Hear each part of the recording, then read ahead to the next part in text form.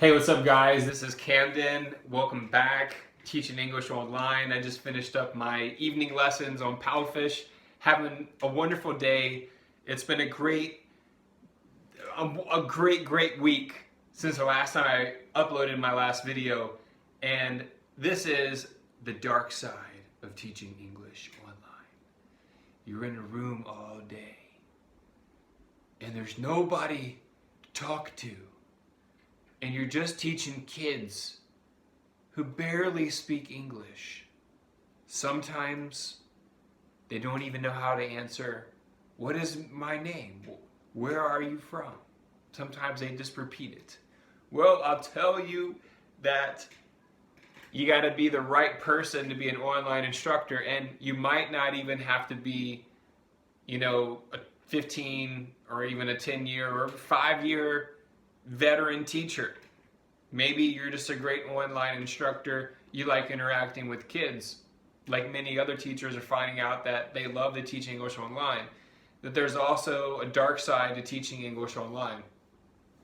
So what you need to remember is, first of all, before I get into it, I want to say thank you to the many people who have asked me about burning out. What about how do I maintain the volume of my lessons each day, 7 days a week, throughout the whole year, basically?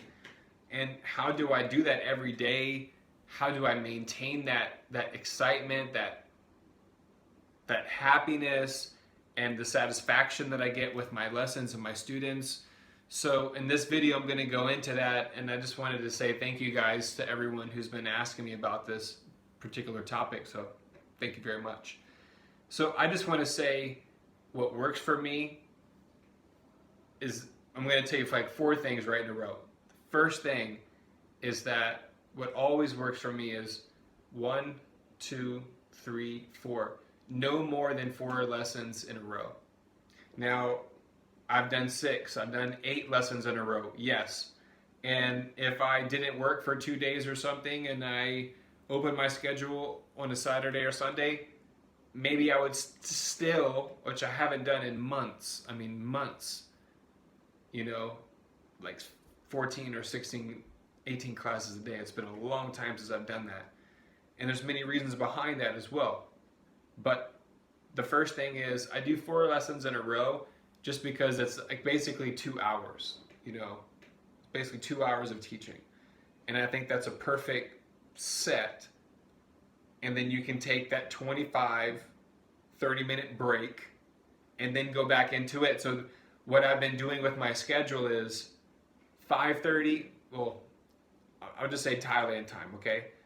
5:30 p.m. Thailand time, and then I stop right at 5:30 p.m.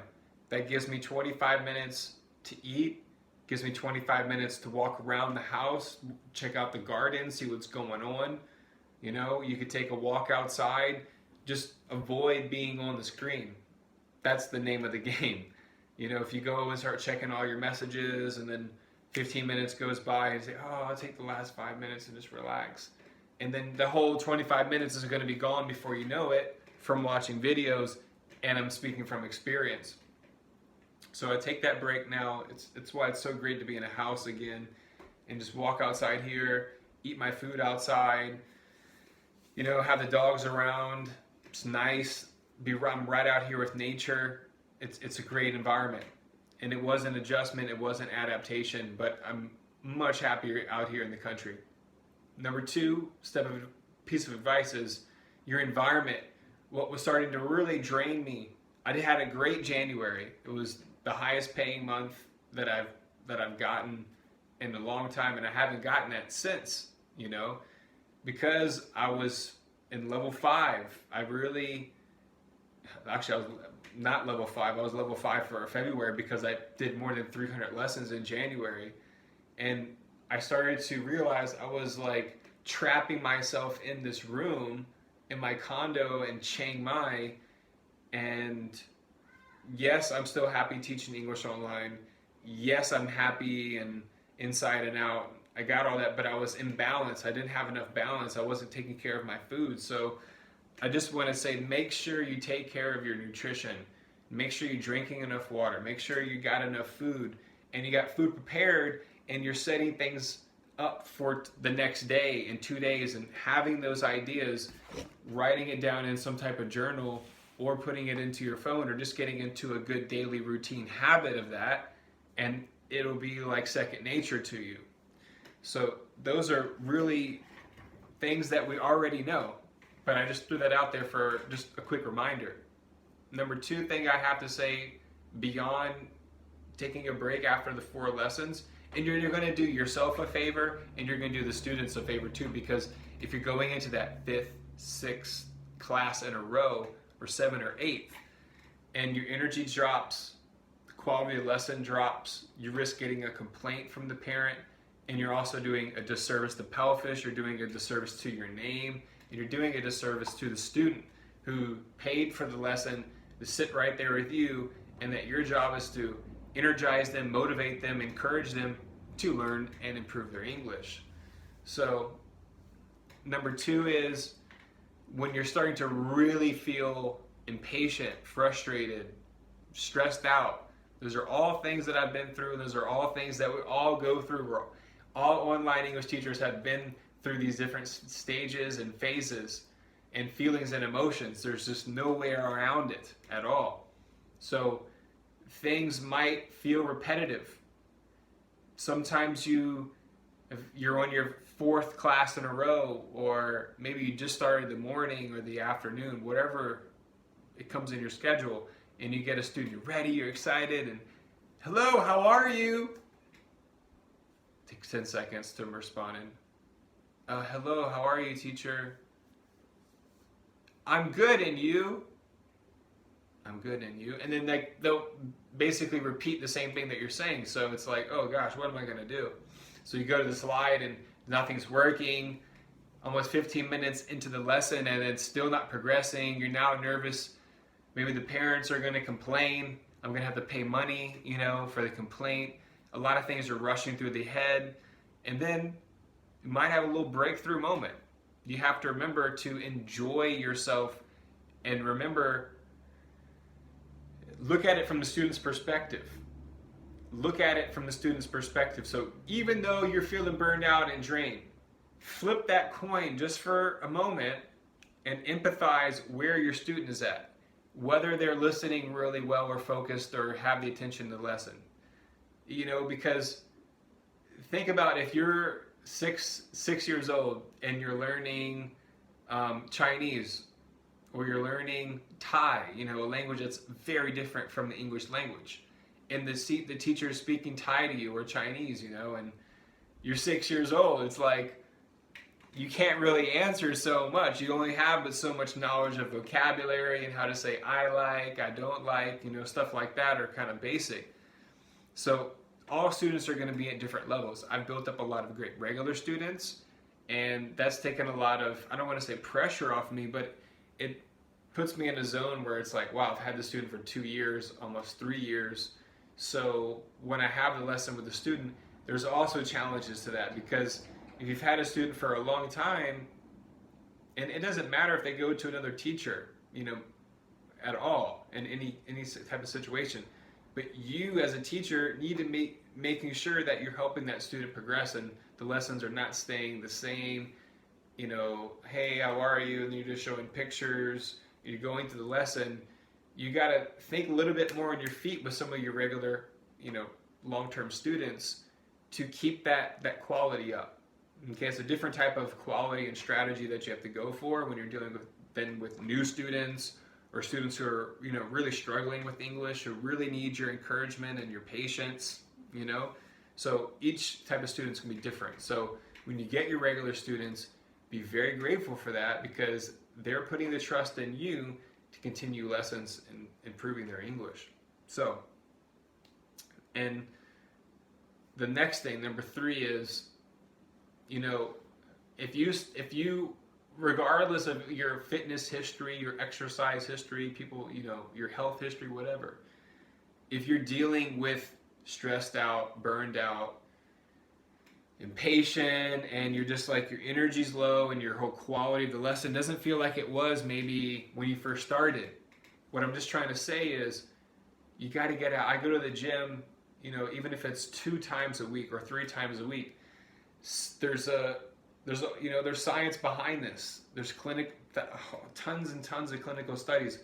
We all know these things, but here to remind you guys, go to the gym, go for a walk, go for a jog, go to a yoga class, breathe some fresh air, ride a bicycle, you know, find something that you can do, and don't put on the music. Don't put the earphones on and go to the gym. Keep your digital stuff off of you. I'm serious. And keep your eyes off the screen. Okay? Because these blue screens, yes, you can get glasses, you know. Yes, you can you can go to your settings on your phone and turn the blue light to like an orange glow. You can know it's like on a night shift, but you can put it on the daytime too.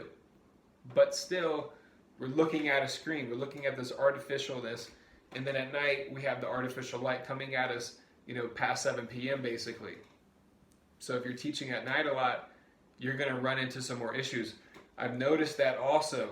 Morning, I'm working back into doing morning lessons on the weekend because yes, it's a great way to pick up your number of lessons per month by just getting the 2 or 3 on Saturday and Sunday, and it might spend my regular students. So it's like, well, hey, I get my regular students in the morning as opposed to the evening. It's a different type of energy.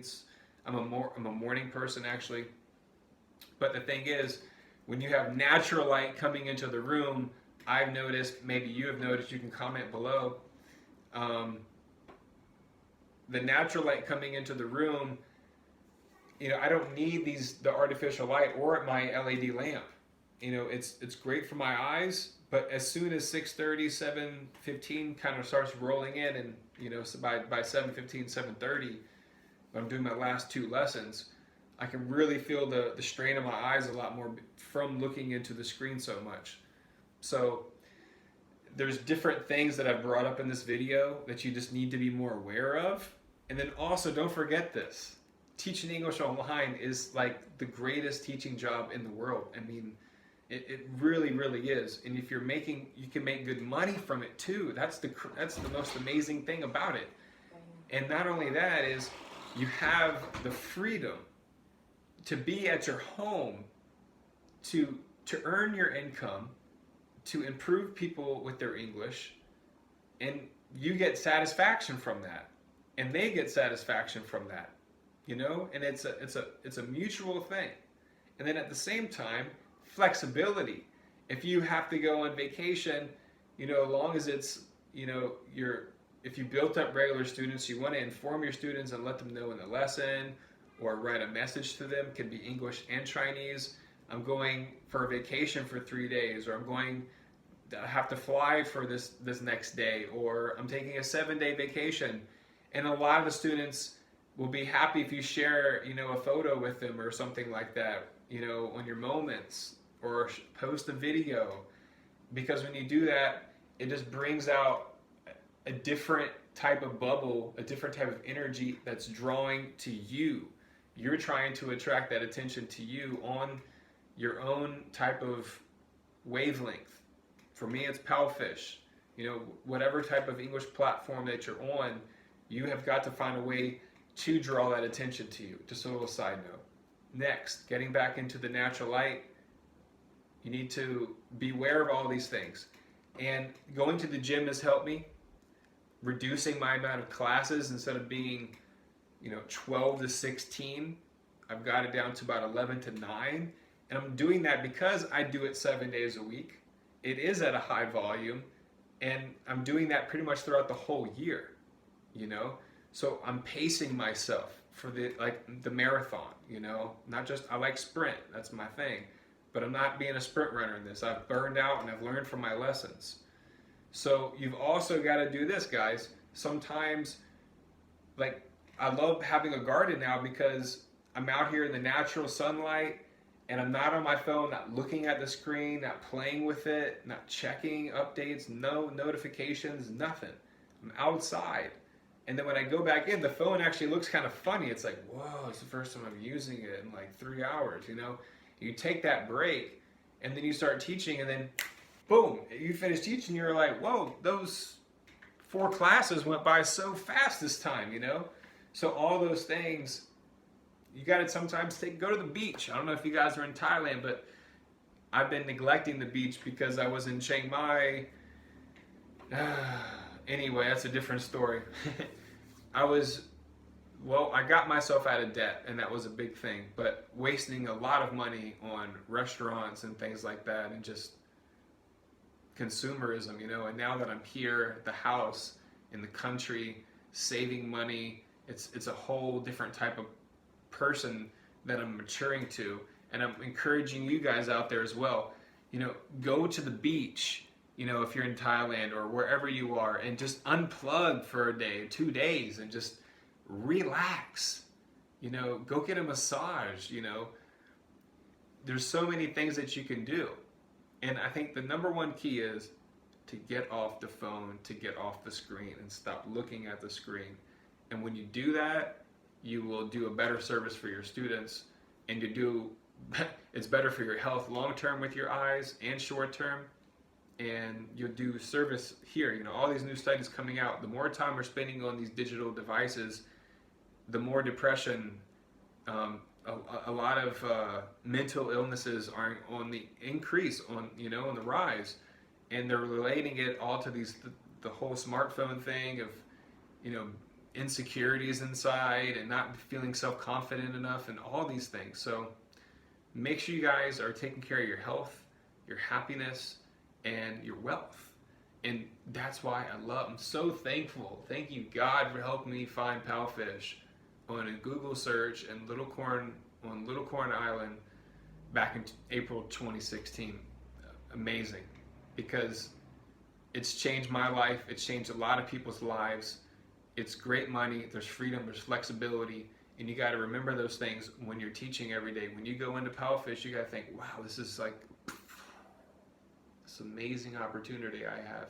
Where should I start with my inbox? Maybe I'll post a moment video and just say hello for 30 seconds and show them how beautiful today is. And who cares if the 10 people watch? You know, it's like, do it because you love it. Do it because you want to share it, because it comes from the heart. Comes from the heart.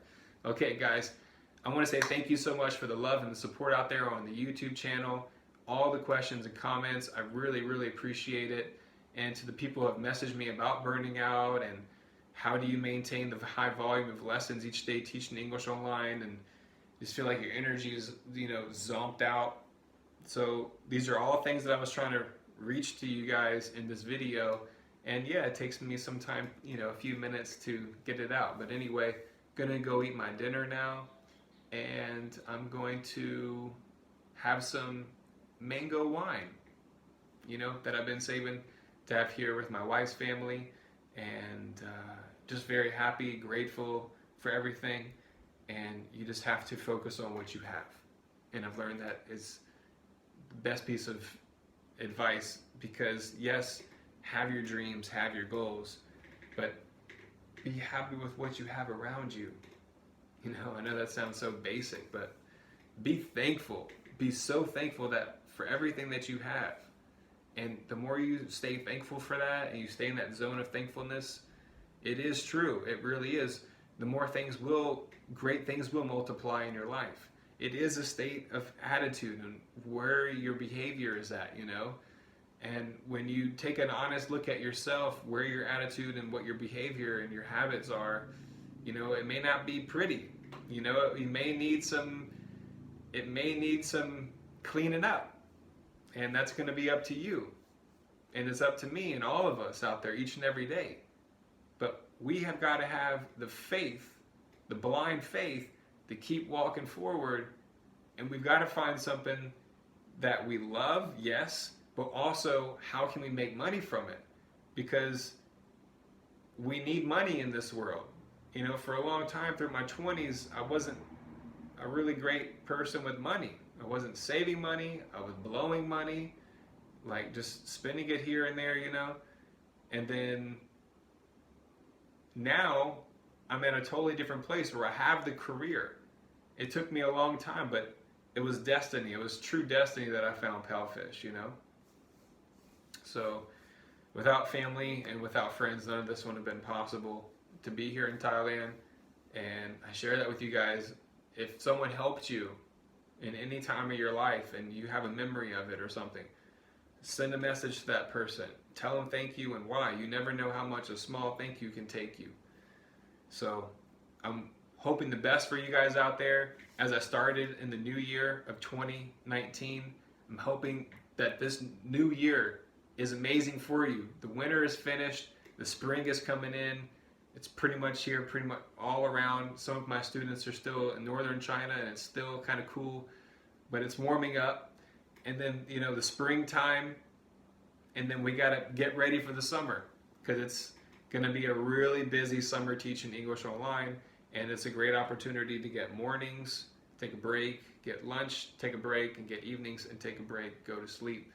And you can get that about almost 2 months of this Chinese summer season. And it's something that you need to be thinking about preparing and planning for and just getting yourself ready, because once that happens, we're going to go into the fall again. It's my favorite time of the year, September, October, November. I love it. And I love December. Anyway, you guys, love yourself, take care of yourself, and just know that you're worth it, and that you are the only person that can decide what you truly deserve. So, yes, without financial support from my family, I wouldn't have been able to do some things. But at the same time, if I wouldn't have had the belief in myself, the courage in myself to take that risk and to do something that was different, I also wouldn't be here. We all lead and live different parts of life. We all live and lead different lives. But it's important that you make sure that you do something that makes you feel fulfilled. Fulfillment is the most important, and then sharing that positive energy. That's why I love teaching, because it gives me that opportunity every day, even if it's one person at a time, to share that with people, because we're living in a world now where things are going so fast. We got to sometimes slow down, and that's what I'm talking about. Get off the screen. And I got to remind myself, I'm 23 minutes into this video. Get off the screen. So you guys have a great night, great evening, wherever you are. And I'm hoping the best for you guys out there. And keep the prayer life open in yourself, and keep working hard. Have a great day. Thank you so much.